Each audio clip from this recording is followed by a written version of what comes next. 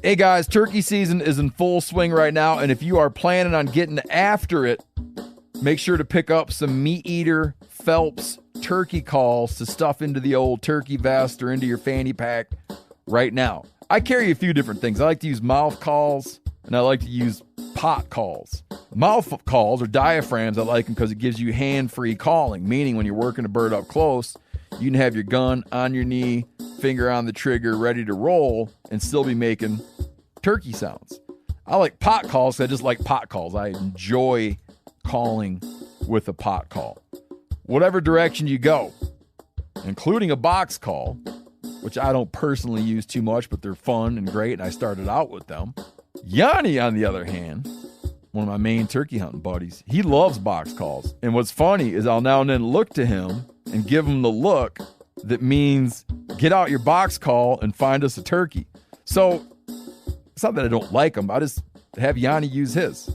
Then I don't have to carry it. Go to Phelps Game Calls. Get calls that are made in the USA and get calls that'll get them close. Find yours at phelpsgamecalls.com today.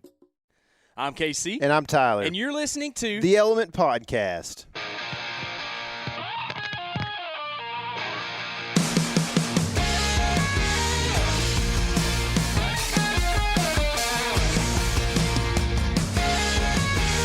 We are sitting around rubbing our bellies after a delicious meal here in the Texas Hill Country. I got Tyler Jones here with me, of course. Watched him do some cool things this morning.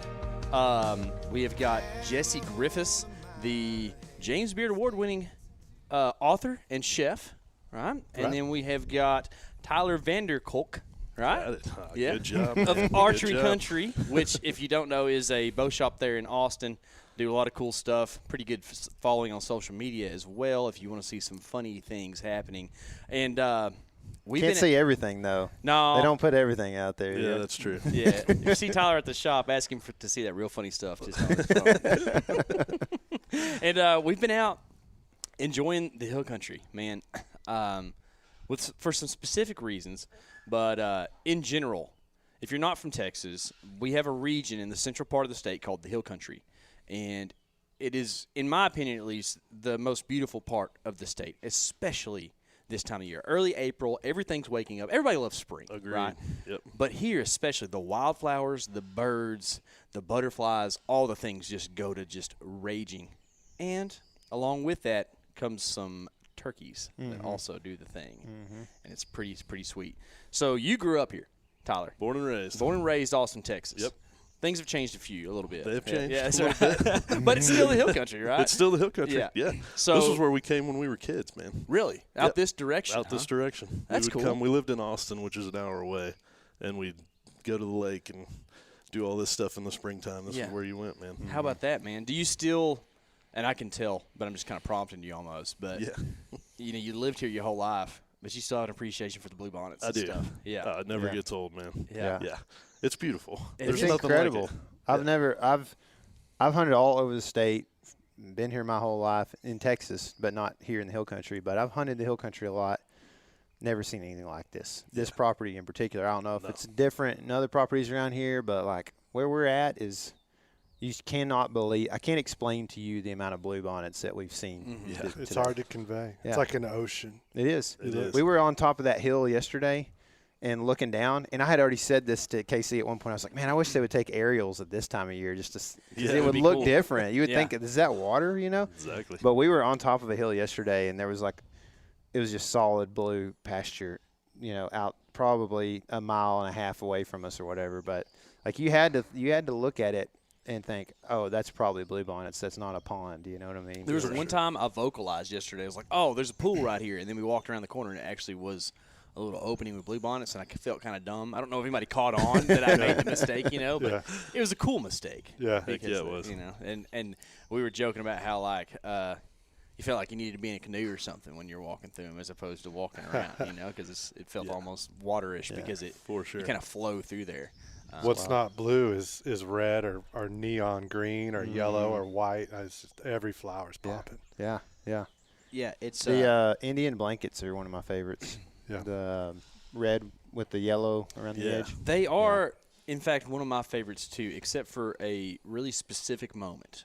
And that moment is whenever you're walking through the woods and you glance to your left, and at 80 yards there's a big Indian blanket in the shade. It looks just like a turkey head. It's bobbing a little in the wind. It's moving with the wind. Yeah. They get you a few times? No, never happened to me. Well, Never. I guess you just have to empathize with me instead of sympathize. Yeah. I Yeah, appreciate that's that. But we've been out turkey hunting out here, and it's like there's a neat thing that happens as an outdoorsman, as a consumptive user. You get to feel just, in my opinion, a little more a part of the process of what's going on out here. Instead of, like, and don't get me wrong, I love to drive around, put binoculars on new types of songbirds, or look at the flowers, or, you know, have a nice dinner on the porch with my wife out here, or whatever it may be. But there's something about being out and, like, interacting with the critters that just puts just an extra amplitude onto the enjoyment of it, you know. Mm-hmm. And then to cap that off with eating the critter that you were interacting with, thanks to Jesse. I'll talk more about that in a bit. It is pretty awesome. So you said you've been coming out here kind of your whole life. Whole life. Huh? Yep. And hunting has been a part of what you've done your whole life? No, actually wasn't. When did you start hunting? So when I was 18, I started hunting. Good buddies of mine in high school were hunters. I grew up, so my dad was a Vietnam vet guy that just came back and lost his flair for all of that stuff. So we didn't grow up hunting at all. I always wanted to, kind of. Yeah. But buddies in high school got me into it. And then when I was a kid, my dad thought this was the pinnacle of the United States. He had traveled, done some stuff, and he was like, it does not get any prettier than the Texas Hill Country. That's cool. So subsequently, when we went on vacations, we weren't rich by any means. So Dad was like, load up the van, we're going to burn it. And we'd go to a place called the Edgewater that had, you know, really crappy canoes you could rent and go out there and almost sink and swim back and catch perch and whatever. But, yeah, grew up doing it out here. Yeah. It's awesome, man. It's beautiful. So how did you get into the hunting side of stuff with your buddies? Yeah, my buddies got me into it, and it was one of those deals. It was the typical progression. You get into it, you shoot something from way, way far away with a rifle, and you're like, it could be a little harder than this. And when I knew it was peak pinnacle for me was I was in a blind one day, and I really wanted to watch the UT football game. So I'm in a blind, and it's a little chilly out, and I have two thermoses, one with chili in it and one with coffee in it.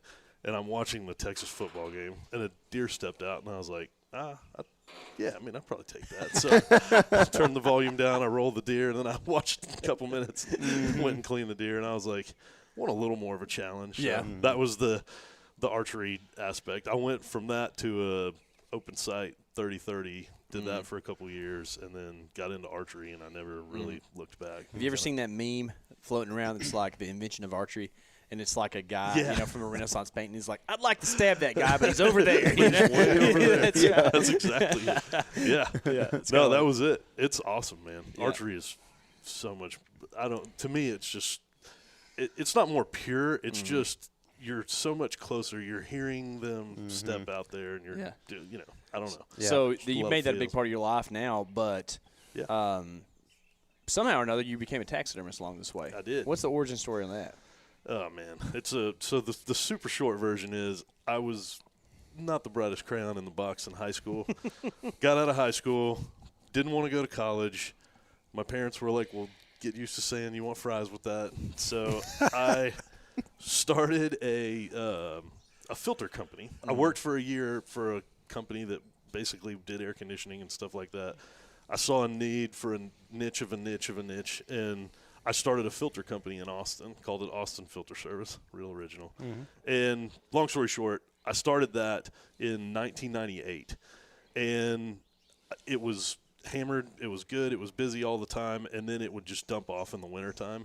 And I started guiding with a buddy of mine down south in the year 2000 that was a taxidermist. And I would from November till January, I'd be there just literally – like helping him, whatever I could do, learning it and all that. And then in 2005, the story is that the Steiner family in Austin bought Archery Country, and I had known them. I went in, and Sid, the guy that owned it, was like, man, you should put taxidermy in here. I was doing it out of down south in Floresville, down south by San Antonio. And, yeah, I didn't look back. I started it. They complemented each other really well for a long time. And by that I mean it was summertime was hammered with filters, wintertime was taxidermy, and then I figured out how to make them work. And then I kept that. So that business is still in business. I still do that. And then in 2016, I sold the filter company to buy into the archery shop. And So is that all those mounts in the shop? Are those all your mounts that you've done? A bunch of them are. But Did you do not the all of eland? them. I did. Yeah, the that's eland's cool. mine. I shot that guy and mounted that dude. Would you mount an eland for someone else, or would that? Oh, be yeah. that- Oh, yeah. No, I've done it. So Oh, a lot of taxidermists like don't want to do big critters. Yeah, you know? that is true. That's a thing. It's way harder to do smaller critters. Oh, really? And I've done some stuff that would just blow your mind. It's Yeah. absolutely ridiculous. I've done some like movie prop stuff. And one story in particular was they wanted a bush baby. Have you ever seen a little African monkey bush baby thing? So they needed one for the show called The Leftovers on HBO. So they hired me to do it, and I quoted way high because I didn't want to do it. So it was like $2,500. So I had like rabbit skins, and I built this thing. And You built one. Oh, Y'all didn't dude. come up with the bush baby. No. You can't. They're like Yeah, sure. endangered and whatever. So I made one out of rabbit skins, and dude, it looked like something you'd win out of a crane machine. It was the worst looking thing you've ever seen in your life, dude. The That's absolute piece, like worst thing you've ever seen. I didn't want to give it to them. I remember the day they were coming to come pick it up and take it for the movie set. I was like, dude, these guys are gonna rip this check and be like, what are you doing, dude? And they ended up using it and liking it and loving it. But the smaller stuff is way harder. Yeah, and that was what they came to me. They were like, have you done ringtails, squirrel? Like, what have you done? And You ever had to do an illegal animal? I have. I have. Yeah. Done some crazy stuff. Yeah. It was all game warden. It was all through them. But I've done like owls and stuff like that. That would be I've cool. done- For like pretty- educational purposes or whatever. sure. Yeah. Yep. Have you Yep, ever yep. done a bald eagle? I have not. Got Man. a guy wanting me to do a golden eagle right now. Oh, really? He swears he's an Indian on a tribe and has his card. And Does he have to like wave a feather by you to make it legit? I don't know, or but I'm out on it. How do you feel about doing a soft iguana? Could you make a soft iguana mount? I bet you could. Yeah. I don't know how, Bet but you could. I would Yeah, be yeah. interested in that. Yeah. I'm sure out there somewhere We there's killed yeah. a few iguanas lately, and I Yeah. kind of want to get one mounted. Put but, some turkey I don't know. feathers in it. Yeah, that's a good. That's it, idea. A man. little marabou from the turkey, right? Yeah. Yeah, it would work pretty good. Yeah. So, is artistry something that you come by naturally? Yeah. So, like, you can draw and stuff like that Yeah, too? I was always good at that Yeah. stuff growing up. And so you just kind of converted that into taxidermy. Yep. And Yeah. you'd say it's a passion. Like you It like is. doing it still. Yeah. I love it. Yeah. It's fun. Yeah, and it's also something that it's cool.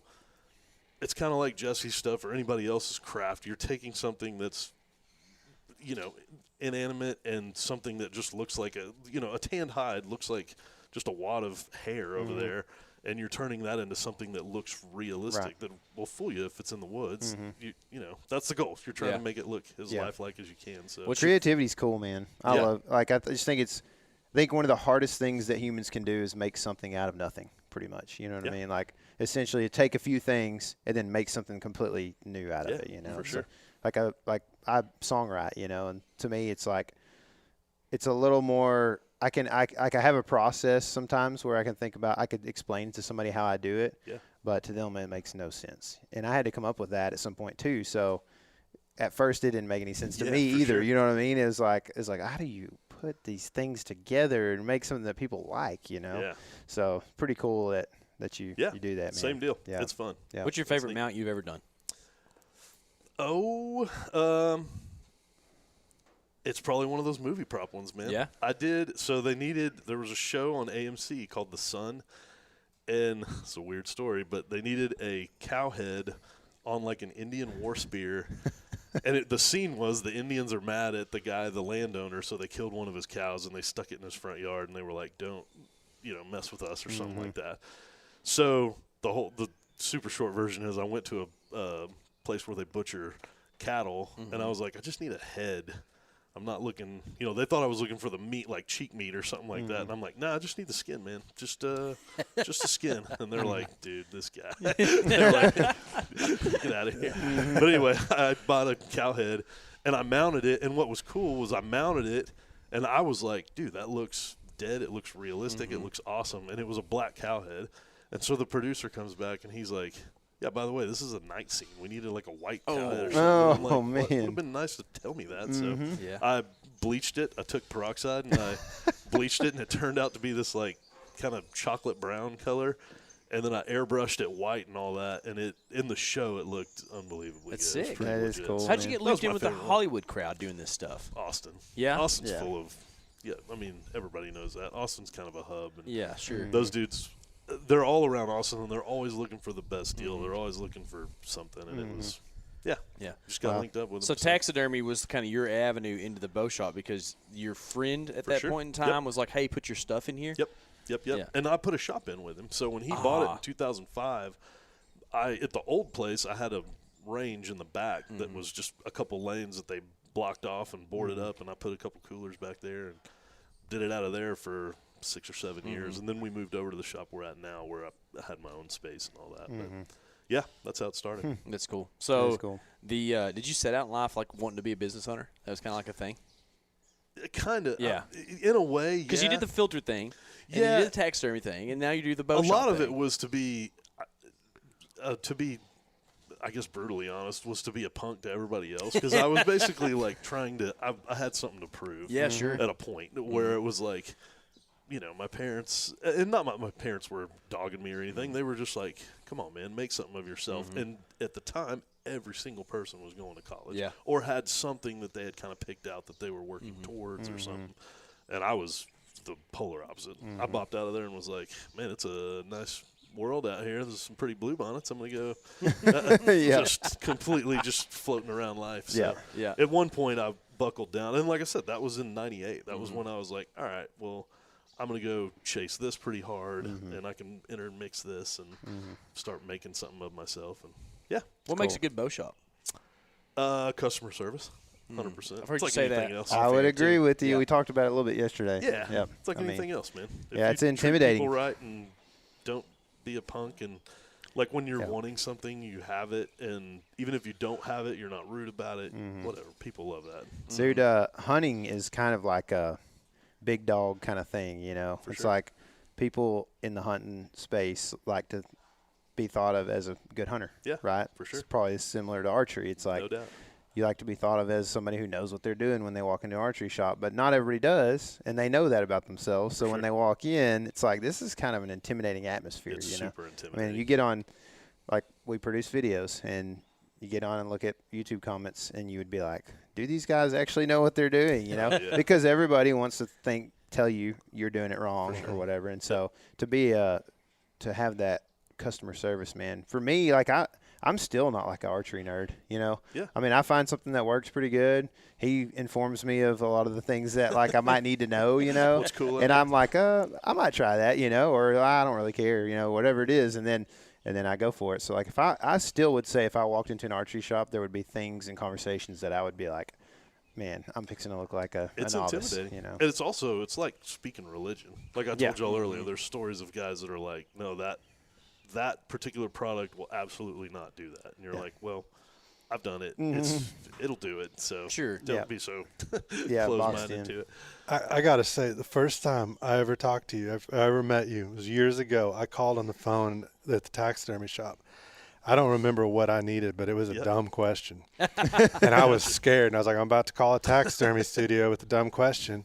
And I called. And when I hung up the phone, I said out loud, that is one of the nicest people I have ever talked to. Yeah. No, I was like, I can't believe how cool. nice that interaction was. And ever since then, Yeah. I've just been a big fan. And it's just like, you're absolutely right. Your customer service is Yeah. phenomenal. You have to. Yeah, and it's one of those deals too. At the archery shop, when you're dealing with people all day, every day, it's easy. I can see how these old guys get to where they're like, I'm done with it, man. What do you want? You want some broadheads? Get broadheads and get out. You can't. And that's the one thing I preach to my guys is like, you just have to be cool to everybody who comes in. They're probably intimidated when they're walking in the door. They're for sure intimidated if they're not a hunter and it's camo and deer heads on the wall and they're looking around and they're like, oh, man, dude, Yeah. I don't want to talk to these guys. These There aren't my is people. a neat thing about your shop.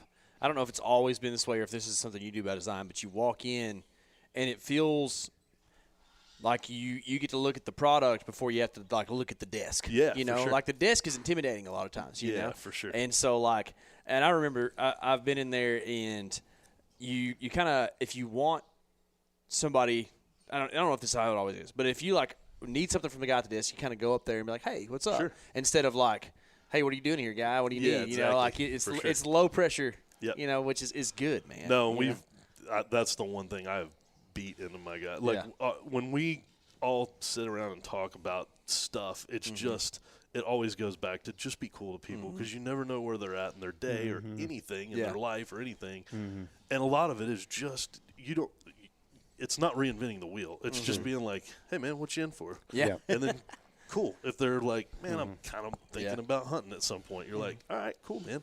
Well, let's go look at compounds because if you go to recurves, you're going to be having the same conversation. They'll struggle stick. For sure. So, Jesse, you talked to him about taxidermy. That's how y'all kind of got linked up. Yeah. I didn't expect that. Yeah. I honestly, I wish I could remember what my question was. It was probably like, can I bring you a duck and still get the meat? Oh, yeah? That was probably Can you it. answer that? Because I've always wondered. You definitely can. Yeah. I do it for people. Really? Yeah. Yeah. Throw it in a Ziploc, then go to skin. Is it still, so if you freeze it guts in, is it still good? Still good to eat? I think it is if you do it within a reasonable amount. So, like if you shoot a duck and you're like, I'd love to get this thing mounted, and you freeze it immediately. When I do it, like I like it kind of partially frozen when I'm skinning on ducks and stuff like that. So it's real easy to do it, cut the breast out, stick them in a Ziploc, and keep going about what you're doing. So, yeah. We just never thought actually about it. did a video that'll be out pretty soon on the Meteor channel that Jesse helped us with because I know my way around a pocket knife, but Jesse shows up with like 9 different knives in his leather sheath to do every little job he needs to, right? We saw that a while ago. It's pretty sick. So you kind of helped us with some breaking down of a bird and that sort of stuff, and we'll look at that stuff, or that stuff will be on video, and y'all can check that stuff out. But, like, that's kind of one of the things that you bring that's so unique about what you do, right, is like that question that you asked him about, can you keep the meat if you want to get a duck mounted or whatever, right? And so the meat's a huge part of what you do. Infamously, the hog book is awesome, right? It's a thing that's been around for a while. Or famously. Maybe. Maybe not even. I don't even know how you use that word for sure.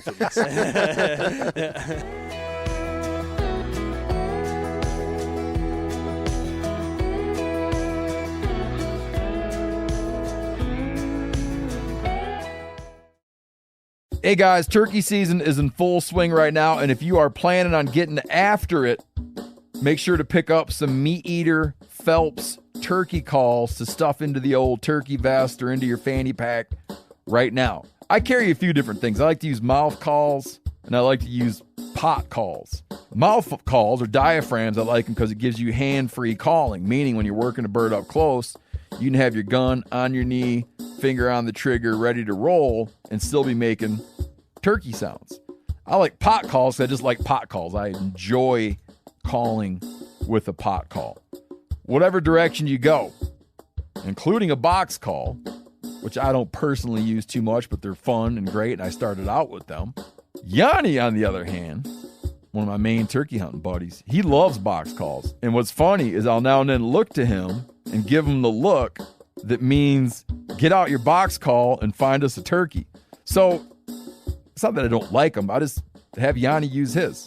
Then I don't have to carry it. Go to Phelps Game Calls.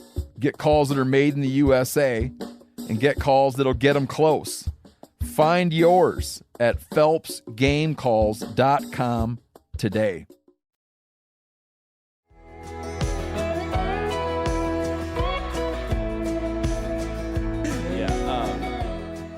Of known, right? Yeah. Of known prowess, right? So, and then now we have the turkey book that's coming out.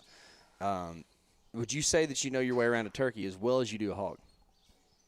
That's a good question. I might not. I think I'm still really learning turkeys. Yeah. I feel sometimes like I could like almost do a hog in the dark. That makes me sad. Yeah. Because I feel like you know it so much better than I do. So it just really sets that finish line way out there for me. I think you compile tricks after a while, and there's nothing that's going to help you do that besides experience. See, that's what I've been learning from you this week. I've been mentally trying to store some of those tricks, you know, like just some of the things, even with cooking, like the when you cook the turkey breast, just talking about the 90% rule or whatever. Yeah. I mean, that's super applicable to somebody who's cooking chicken on the Certainly. grill. You know what I mean? And that's something that's like done by millions of people every year. So it just and me too. So I would totally never knew that. And you always just sitting there chewing through chicken real hard, you know. Yeah. Probably because of that, you know. Yeah, that's right.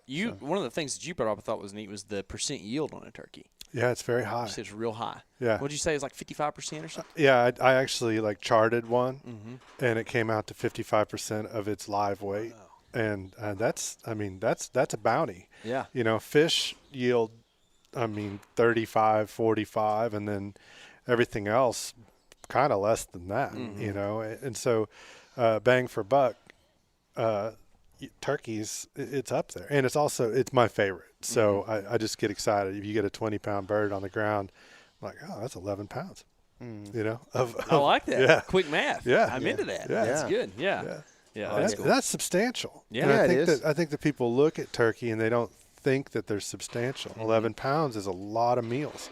And it's an easily stretchable protein, too. That's exactly right. I was thinking about that. You're not using it like you are a beefsteak, where you have a 16-ounce sirloin. That's 16 ounces of meat. No. You know, with a turkey, oftentimes you're using that as a component in a dish, right, which is kind of what your turkey book kind of culminates into, right? It has a lot of the cooking in the recipes and stuff like that, right? So, to not spend too much time on what's going to be on video, but you just made us some tacos out of a Jake breast. I shot a Jake on this trip, which I was ecstatic about, right? But and very tasty. But that was like maybe 2 pounds of meat, something like that. How much? Not even that much?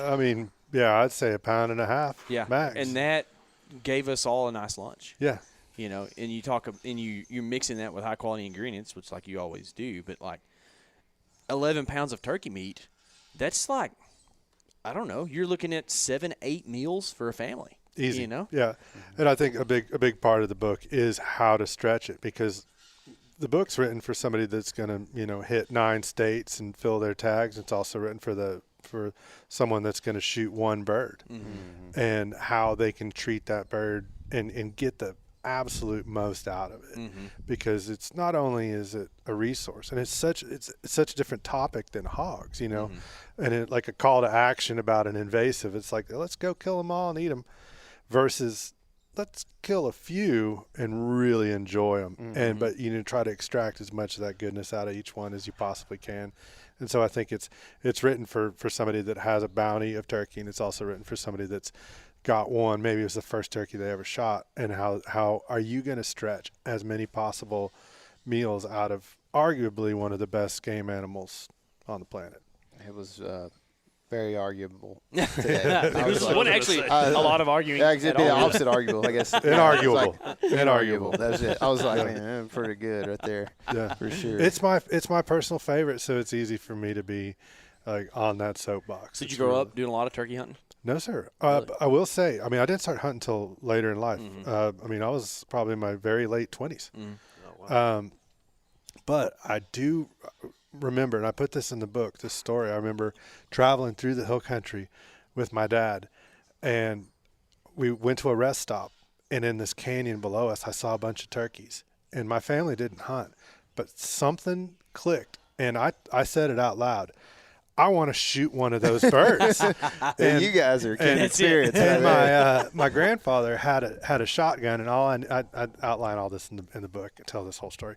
But my grandfather had a shotgun that was just described to me that it could blow a hole through a door.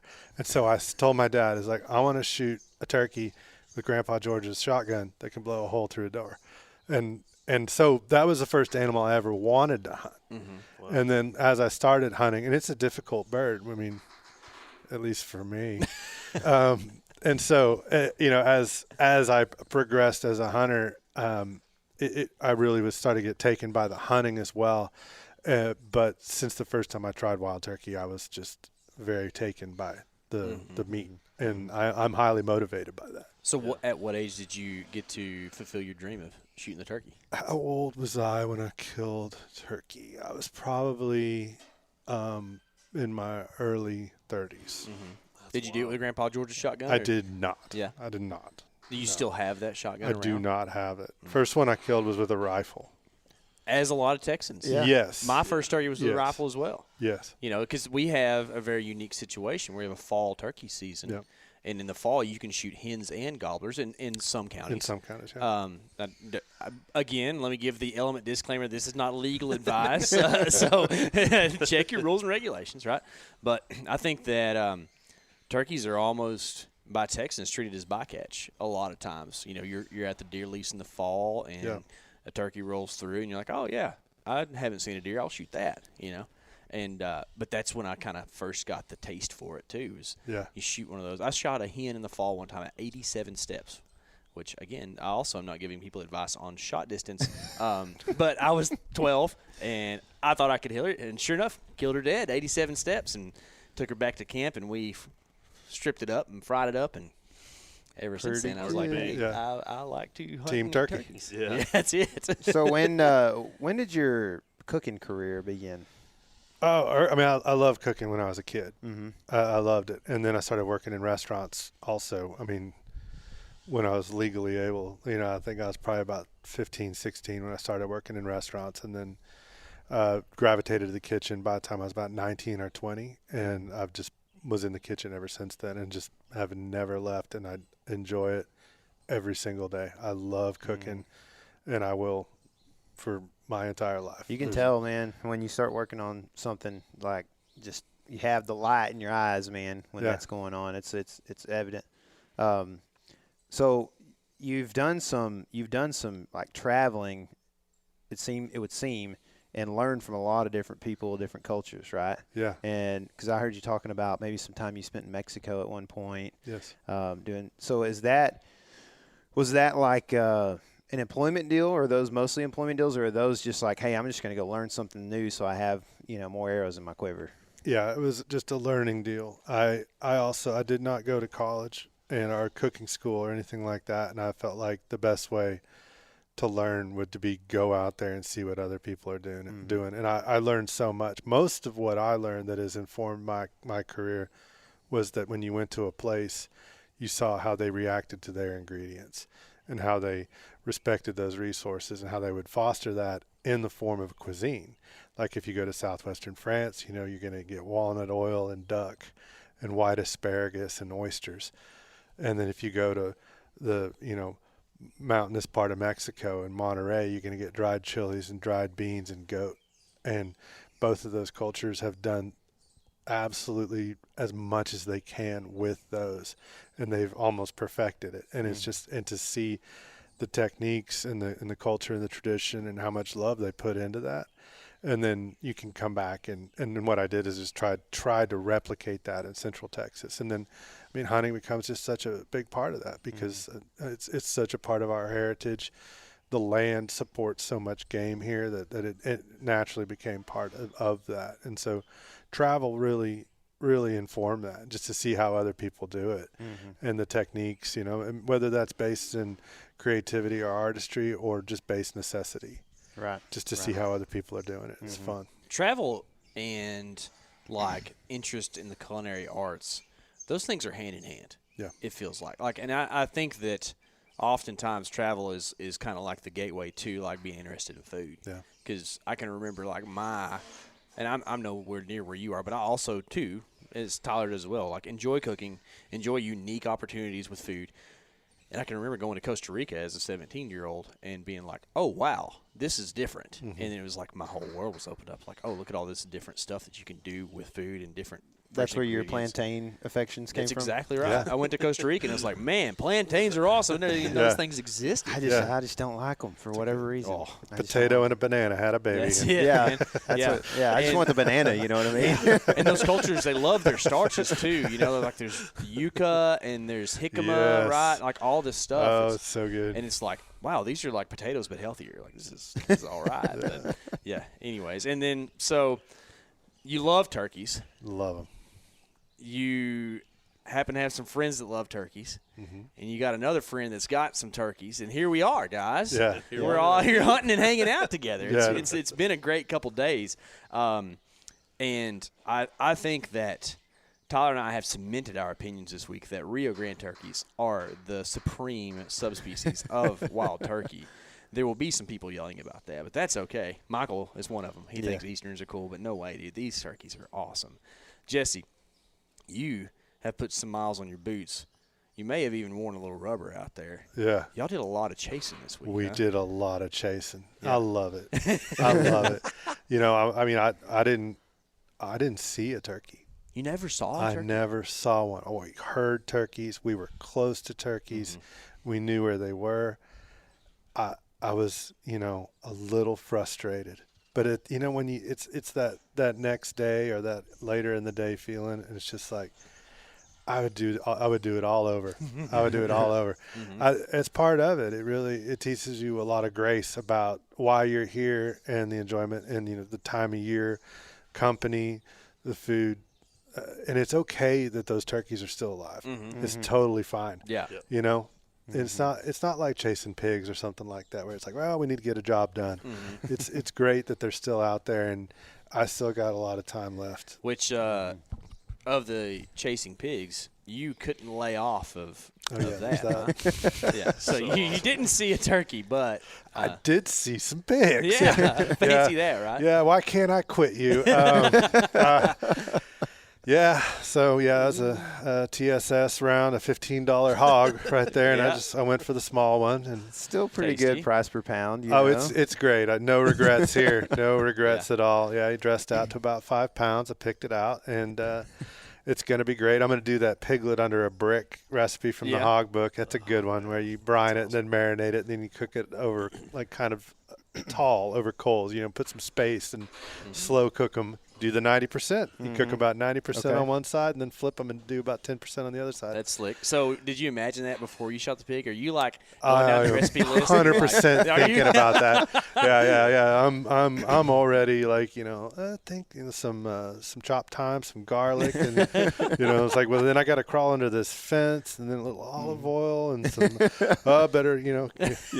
yeah. Well, I mean, all I had was a turkey load, so I had to choose a small pig. There's a lot of choices in that sounder too, and I think I made the appropriate one. Yeah, that's nice, man. It's a good looking pig. We joked about what cabrito is a baby goat, right? And so morron is wild hog, or at least one of the words for him, I believe, right? So it's a marronito.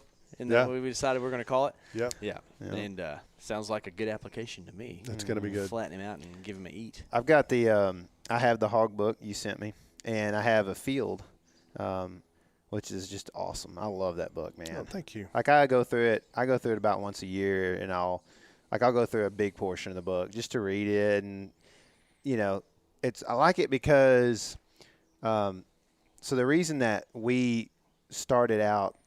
We're kind of known as deer hunters, but what we wanted to do is we didn't want to be, Big Buck Hunters Experience Podcast or whatever. We didn't want to have a name that was deer hunting. We wanted, because when we grew up, we were chasing pigs in the winter, we were catching bass in the spring, and we were, in the summertime we might go to the Rockies and chase trout. And I stuff, fished more than I hunted growing up. For sure, yeah. And then I hunted ducks a lot. I was crazy about waterfowl when I was high school and college. And the only reason I don't do it now is because my local lake just doesn't have aquatic vegetation like it used to, and we don't have the birds. And because we deer hunt a lot in the fall. That's but right. I mean, long story short, what we have always done naturally is just chase stuff whatever season it is, right? So that's what I love about a field is that I can whatever, it could be March or it could be November, and I can go into that book and look, and there's something that makes sense in it. And it's also very practical. Like the recipes, you know, you're like, hey, you can do this, but you can also do it like this, and it's really basic, and you probably have all this stuff in your kitchen. You know, that's where that that hot bird, like those little quail recipe is, isn't it? Yeah. What's it called? It's Hot fried birds. Hot fried bird. That's such a good recipe. Yeah, that's good stuff. I've done it. I did it with quail, and it was we were doing it for a Super Bowl wings contest. And my wife beat me with a garlic Parmesan recipe, but they were really good, and I ate them till I couldn't eat anymore. I wasn't gonna eat my wife's wings, you know. That recipe was a success because I saw one time on I think it was the Texas Hunting Forum, somebody used hot fry as a bird. Hot fry as a verb. They said, "Did you hot fry your doves?" And I was like, "I made it." Like, it wasn't, "Did you make poppers?" But they instead said, "Did you hot fry them?" I was like, well, that recipe, it got some traction, you know, and it was just like a different way to do it. And cool. I love that one. That is a family favorite. For sure. And, it's a good way to do doves. We also did my family, we took a little vacation down to Matagorda, and we did some crabbing. It was just basic, right? We're just walking around with a crab net in the marsh grass. And we caught a couple of decent ones, and we did the pasta with the crab spaghetti. meat. Because that's how, I mean, noodles and rice, those are things that make a little bit of meat go a long ways, right? Yeah. And I love that section too, because you have like this whole like beach cooking section, you know, in that book, and it's really cool. But that's a good recipe too. I love stuff that's simple and tasty, man. Yeah. So good. But You're a restaurateur as well, and Tyler, I know you've eaten a few of Jesse's meals. If you had to suggest like one thing off of the menu or one of the things that Jesse has made for you, what would it be? I hate to put you on the spot, but No. I'll put him on the spot. Yeah. I'm a fat boy from way back. Dude. I know my way around. So I've had the Nilgai ribeye, or The Nilgai, it's a leg steak. Yeah, yeah.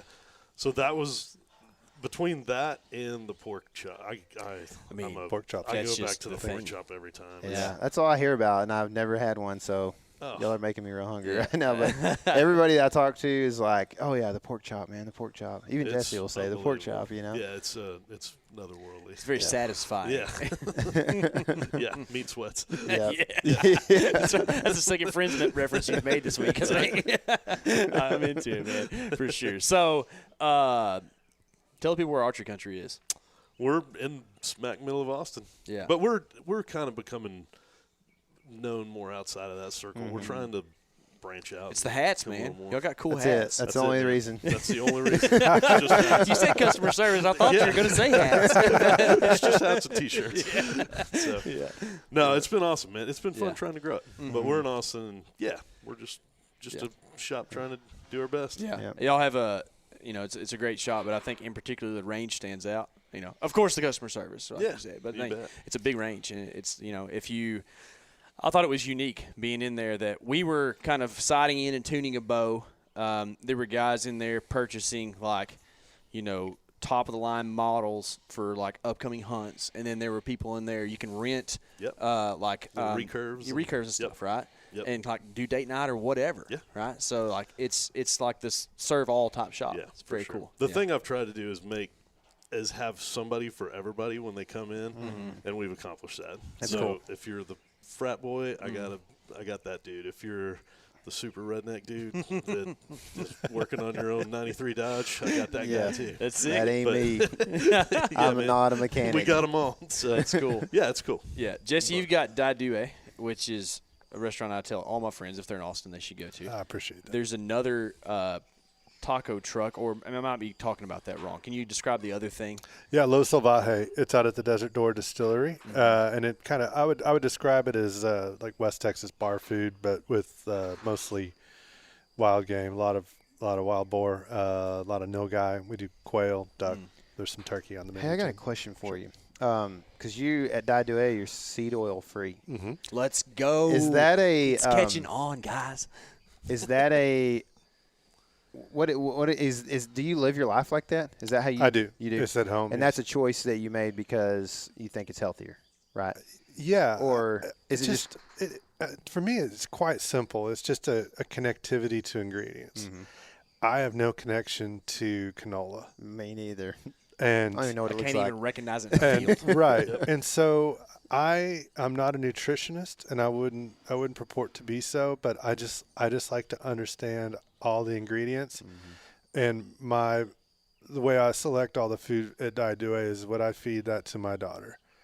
And if it doesn't make that cut, then it doesn't get served to the general public. And so we have over the years strived to become seed oil free, and then recently went all the way in. So it's just lard, tallow, butter, awesome, Texas olive oil, and then we use a fermented sugarcane oil just to make mayonnaise and things like that. It's awesome, man. Yeah. We tried. It's actually a really hard thing to do. It is very hard. It's very hard to do. If you're gonna consume pre-made bread products, it's almost impossible. for sure. That's where it For gets sure. tough. Yep. Yeah, I'm on the train, man. I appreciate that. Yeah. That's good. It's awesome. And so, the big thing coming out right now, one of the things that we're kind of correlating our turkey hunting video production stuff that we've done is around the turkey book. Yeah. So tell us a little bit. We've been talking about it some, but give us the the 3-point thing on the turkey book and where they can find that. Yeah, it just came out right in time for turkey season. Perfect. It's Well a journal of my season last year, actually. It was just like mid-March through mid-May of last year. 4 hunts, 4 corners of the country, basically Texas, Georgia, Oregon, and Connecticut. The hunts and then all the cooking that we did in between with the birds that we were lucky enough to get. I set out to make a smaller book than the hog book, and I failed. This book is still, it's heavy. Yeah. I mean, it's a big one. I don't know how I did that. It's beautiful. Oh, is. We worked with, the best photographers. Jody Horton, who has been my photographer partner on 3 books now. And then we brought in also another guy named Sam Averett, who did a phenomenal job of doing some in the field shots along with some of the food. And so heavy on photography. I love that. I like looking at pictures myself. And Picture books are my favorite for sure. Yes. Too many words to get confused. Yeah. And so, and it's available now. We were able to get it out pretty quick on it's thewildbooks.com, and we have the hog book is available there, as well as the turkey book, and then all the associated merch. We have slate calls and hats. They'll get you and- too. I went and bought it, and literally I did the call, the hats. I tried to do a shirt. They didn't have my size. Yeah, dude. Yeah. I got it all. You cool, presented man. us with some of these terrific hats. Yeah. Tyler didn't bring us any hats. Yeah, that's true. Yeah, Terrible. He said he's country's terrible host. Terrible host. he gave us a travel trailer. He said he's so it going to works. send us some, though. He is. I will. Yeah. Y'all So getting the hook up. we got a signature First Light Spectre hat with a turkey on it. This is the turkey book insignia or Yep. logo, right? The same birds on the that cover. is on the cover, correct. Yeah, it's pretty cool, man. I killed my bird in it. Yeah, Yeah, so Yep. I appreciate it. I need to make like a mark or something for every turkey I kill. that's right. Yeah, absolutely. I'm going to That'd do be that. cool. Yeah, I'm going to do that right now. Well, guys, appreciate y'all and all your hospitality and your friendship and like the knowledge that you both share. And Heck yeah. this is like, I love these times whenever a hunting camp comes together because I've never hunted with either of you. And it's awesome.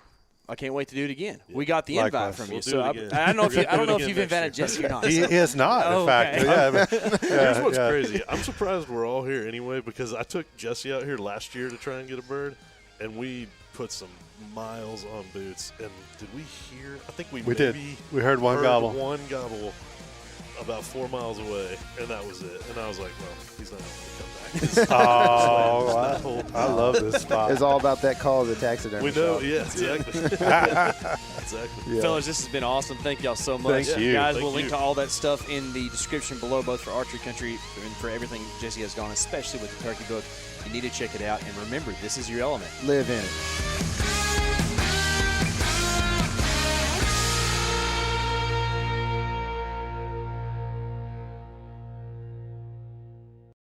Hey guys, turkey season is in full swing right now, and if you are planning on getting after it, make sure to pick up some Meat Eater Phelps turkey calls to stuff into the old turkey vest or into your fanny pack right now. I carry a few different things. I like to use mouth calls, and I like to use pot calls. Mouth calls or diaphragms, I like them because it gives you hand-free calling, meaning when you're working a bird up close, you can have your gun on your knee, finger on the trigger, ready to roll, and still be making turkey sounds. I like pot calls because I just like pot calls. I enjoy calling with a pot call. Whatever direction you go, including a box call, which I don't personally use too much, but they're fun and great, and I started out with them. Yanni, on the other hand, one of my main turkey hunting buddies, he loves box calls. And what's funny is I'll now and then look to him and give him the look that means get out your box call and find us a turkey. So it's not that I don't like him. I just have Yanni use his. Then I don't have to carry it. Go to Phelps Game Calls. Get calls that are made in the USA and get calls that'll get them close. Find yours at phelpsgamecalls.com today.